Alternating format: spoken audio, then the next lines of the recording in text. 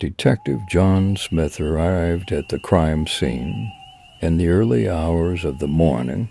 As he stepped out of his car, he was immediately struck by the eerie silence that surrounded him. He could see flashing lights in the distance, and the sound of police sirens echoed through the night air. As he approached the crime scene, he could see the yellow police tape that cordoned off the area. A group of officers were gathered around a nearby tree, whispering to each other in hushed tones. John made his way over to the group and was met with the grisly sight of a body hanging from the tree. The victim's face was twisted in a grotesque expression of pain, and his clothes were ripped and torn. John surveyed the scene, noting the small details that might give him a clue as to what had happened. He saw a broken branch on the ground, which seemed to have been used to climb the tree.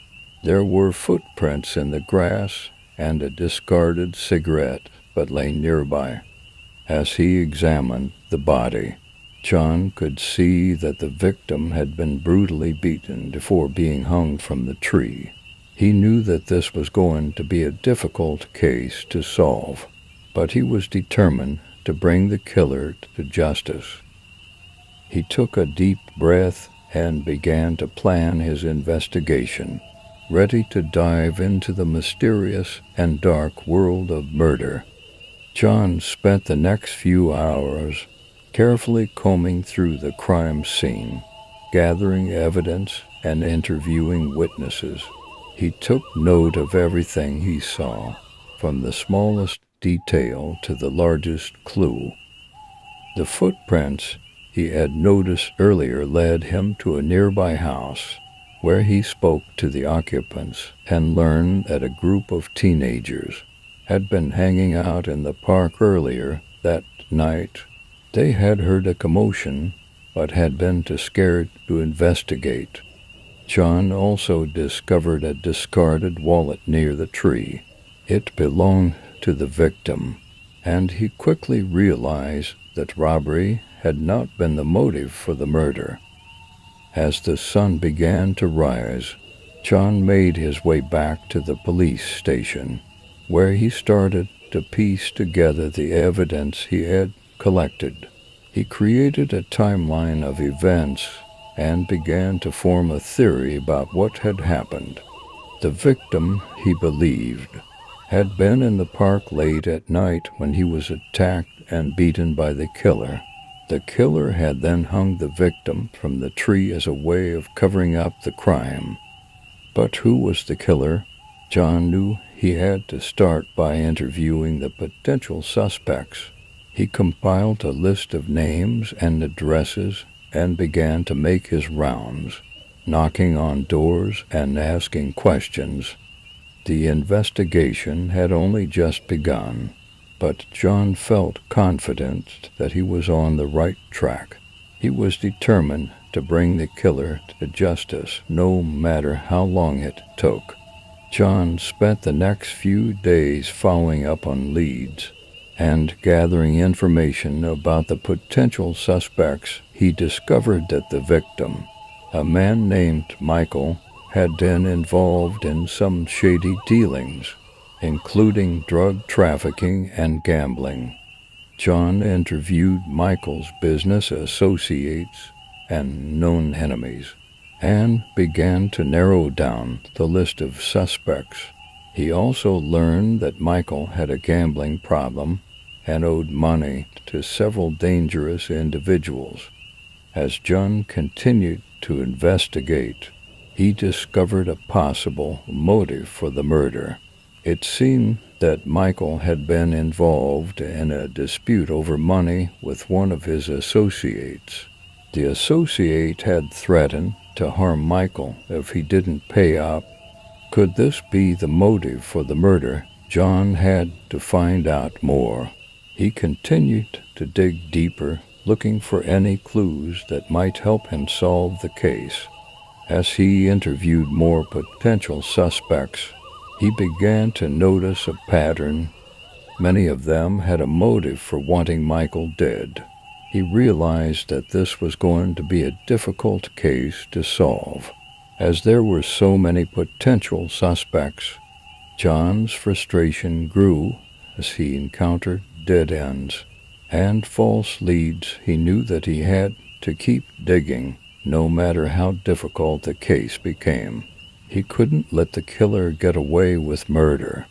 As he sat at his desk, poring over the evidence he had gathered, John made a promise to himself he would find the killer no matter what it took. The victim and his family deserved justice, and John was determined to bring it to them. As John continued his investigation, he felt like he was getting nowhere. The potential suspects all had motives for wanting Michael dead, but he couldn't find any hard evidence to tie them to the crime. Just when he was starting to lose hope, he received a tip from an anonymous source. The source claimed to have witnessed a heated argument between Michael and one of his associates on the night of the murder. John was skeptical, but he followed up on the lead anyway. He spoke to the witness, who confirmed the story. The associate had threatened Michael and then stormed off in a rage. John felt like he was onto something. He dug deeper into the associate's background and discovered that he had a history of violence and a criminal record. He also learned that the associate had been spotted near the crime scene on the night of the murder. This was the breakthrough that John had been waiting for. He obtained a search warrant and raided the associate's house inside. He found evidence linking the associate to the murder, including the murder weapon. The associate was arrested and brought in for questioning. Under intense pressure, he eventually confessed to the crime. It turned out that he had killed Michael because he owed him money and had refused to pay up. John felt a sense of satisfaction as he closed the case. He had finally brought the killer to justice and given Michael's family the closure they needed. But he also felt a sense of sadness. Another life had been lost to violence, and he knew that this would not be the last case he would have to solve. As he filed away the evidence and closed the case, John knew that he would never forget the victim or the case that had challenged him like no other. He was a detective, and this was his job.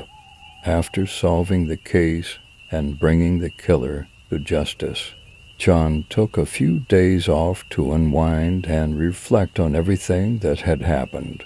He couldn't shake off the feeling of sadness that came with every case he solved, especially when it involved taking someone's life.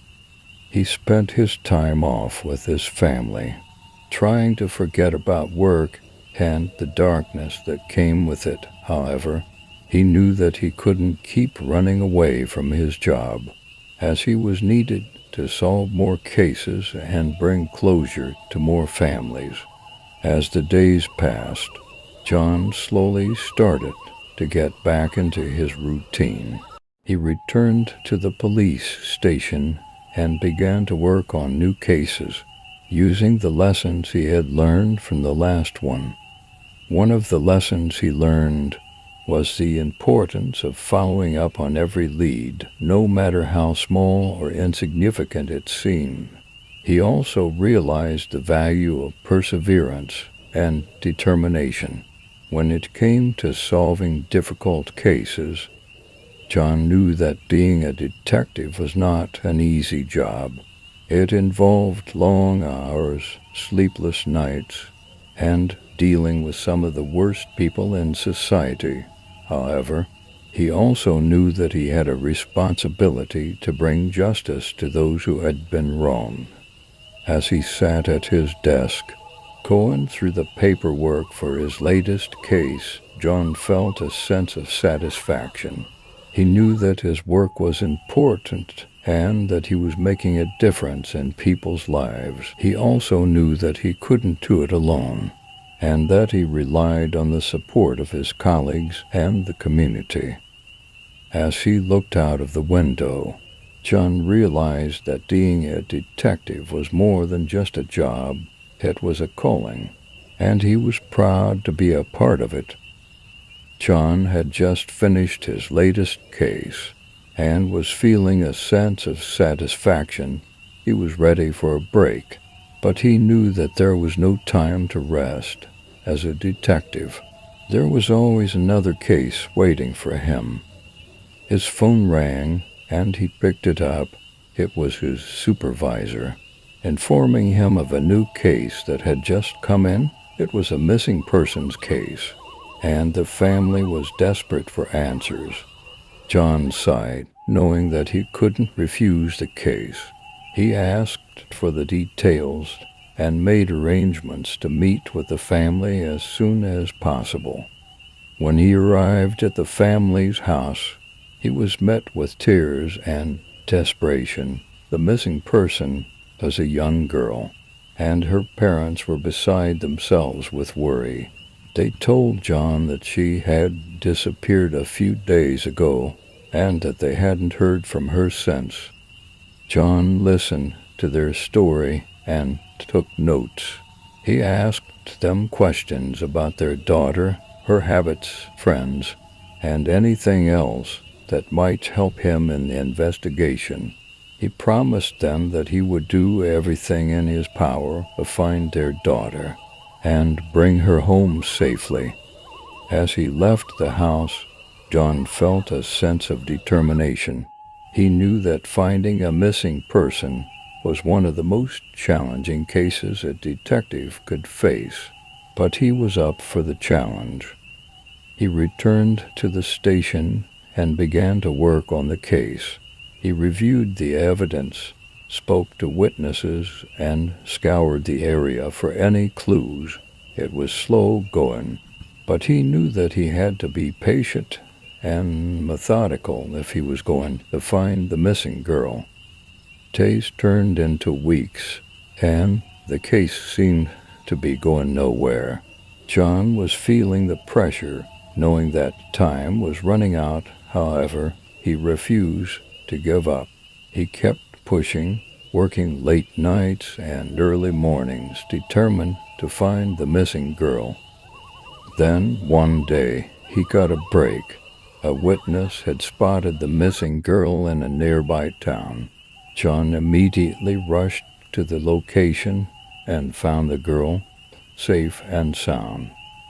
The family was overjoyed, and John felt a sense of satisfaction.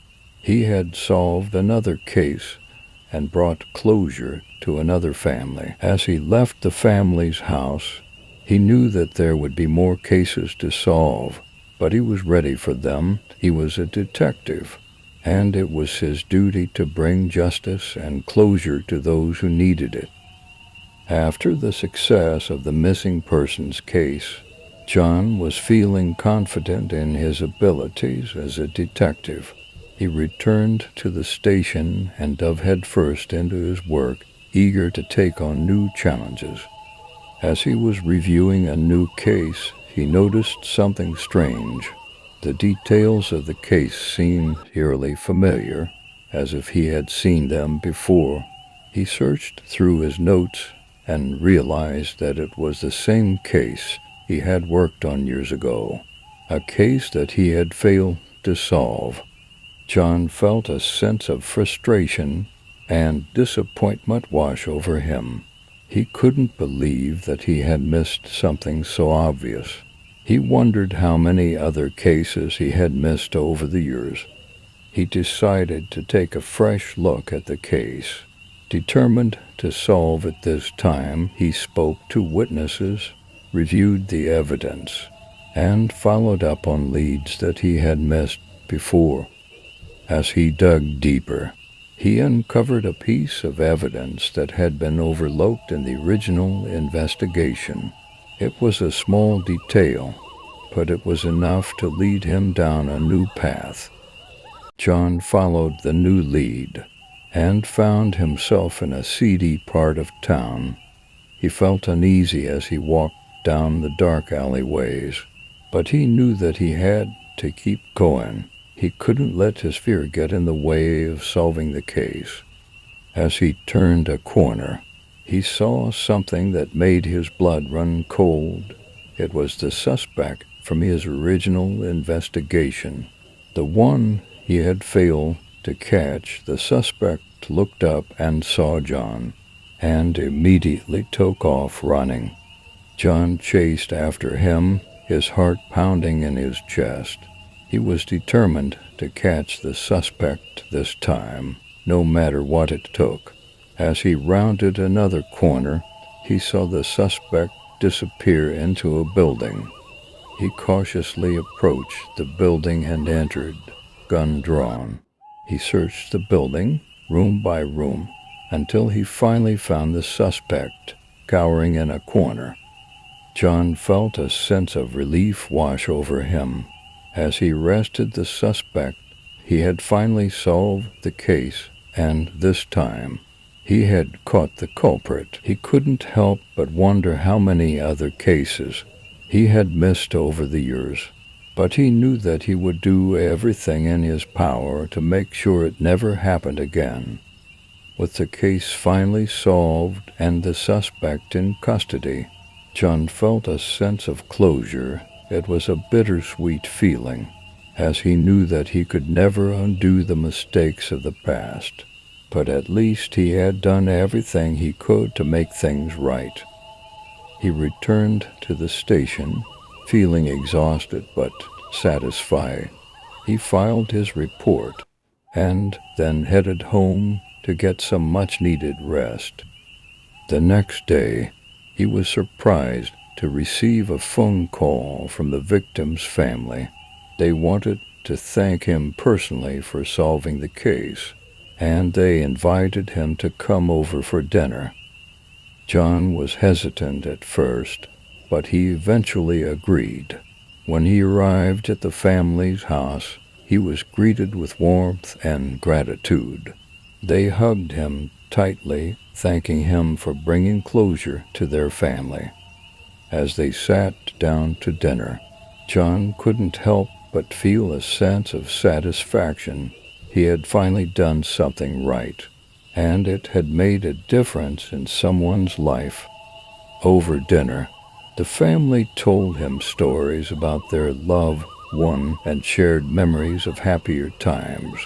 It was a reminder that behind every case, there were people whose lives had been forever changed. As he left the family's house that night, John felt a sense of fulfillment. He knew that being a detective was not just about solving cases, but about bringing closure to those who had been affected by the crimes. He returned to the station, ready to take on whatever cases came his way. He knew that there would be challenges and setbacks, but he was ready for them, because for John, being a detective wasn't just a job. It was a calling.